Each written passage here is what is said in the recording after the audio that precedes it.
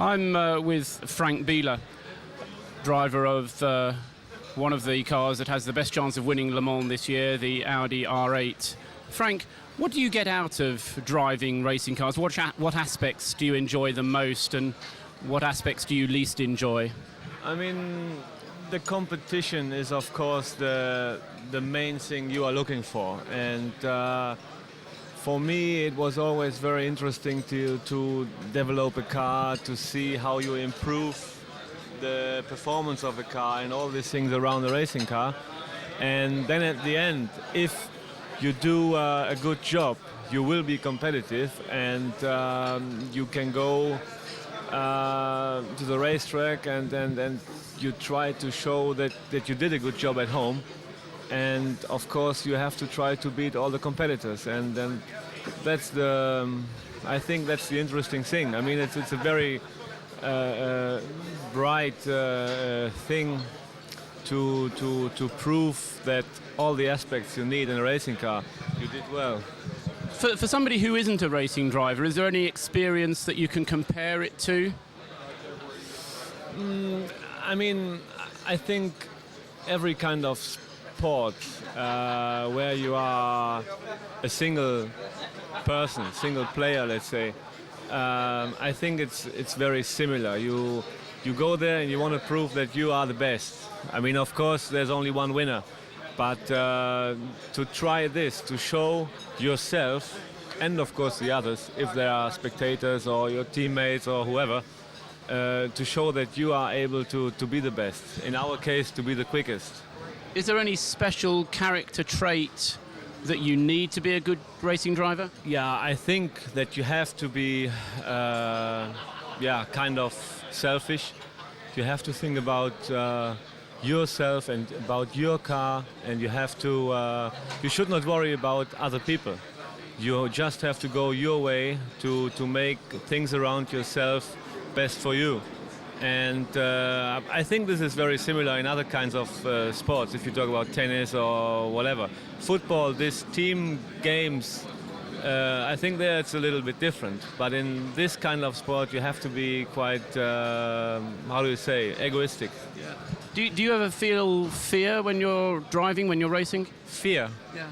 No, I think that's the wrong word. I think sometimes you have to have some respect, yeah, because especially if you are around with a very fast car on a very fast circuit and all these things, you have to make sure that the things you are doing are very professional. You have to be concentrated, and you have to be careful that everything around you is well prepared. But I think if you feel kind of fear, you should not be in a racing car. You mentioned concentration. Do you feel that you're concentrating on something, or is it the case that your mind kind of empties and it just becomes a natural activity, driving a car? I think with the experience and all the years I have done in a racing car, it's a thing which happens automatically now. But of course, you always find different situations, and if it's a new situation, you have to be concentrated. Let's say the normal or the usual driving is a quite automatically thing which happens to a racing driver all the time. Every time you're in a car, you just know what to do. But in any kind of special situation, you have to react maybe in a different way, and from that point of view, you are always concentrated, and you are sometimes it's kind of waiting for a problem, because only then you can react, you know. Is it more physically demanding or mentally demanding? It's both. I mean, in Le Mans you have the advantage that you have very long straights on one side. You can relax. The other thing is, because of these long straights, you have very high speed, so you have to be concentrated. But I think everybody agrees that Le Mans is not very hard in terms of the physical things. but you have to be concentrated, very much concentrated because of the high speed. Looking back on your career, Frank, you've been a touring car driver, you've won here at Le Mans. Are there any special obstacles that you've had to overcome to keep your career going, or even to get your career going in the first place? Of course, I mean, it was not very easy. And I started in single-seaters. At one stage, there was no chance to continue this career.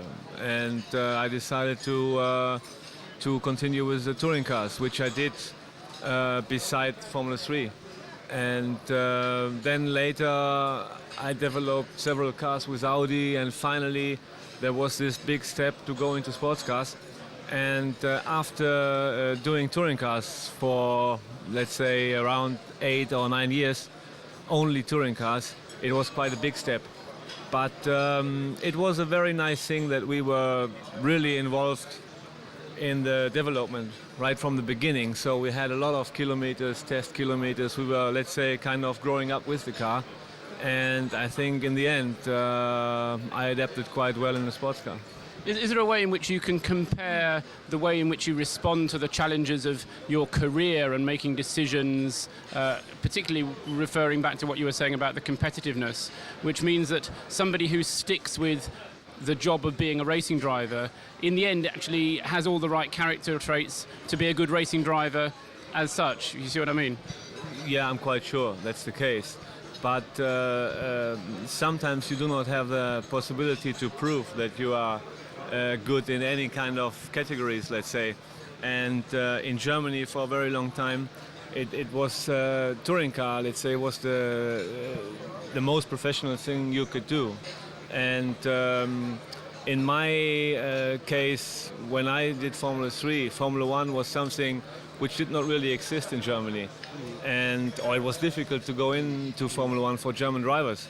And so from that point of view, I had to prove that I'm a professional driver in different categories and in touring cars. And then working with a manufacturer like Audi was a very, very good opportunity to prove that I'm able to do this job. And I think now I'm 10 or 11 years with Audi, and I guess I did a good job. Otherwise, I wouldn't have been with them so long. Do you sense a feeling of national pride because you are German, Audi is German, or is it just a manufacturer? Just a manufacturer, it's for sure the wrong word, because somehow I think Audi is one of the most professional manufacturers. Maybe the most professional, but of course there are some other areas where they probably still have to prove that they really deserve this kind of title, let's say. But whatever we did in a very, very professional way. And of course, I'm proud to be with Audi. And it's a very nice thing that Audi is a German manufacturer. But I think if it was a manufacturer from a different country, it did not really matter. But the fact that it is German, it's nice.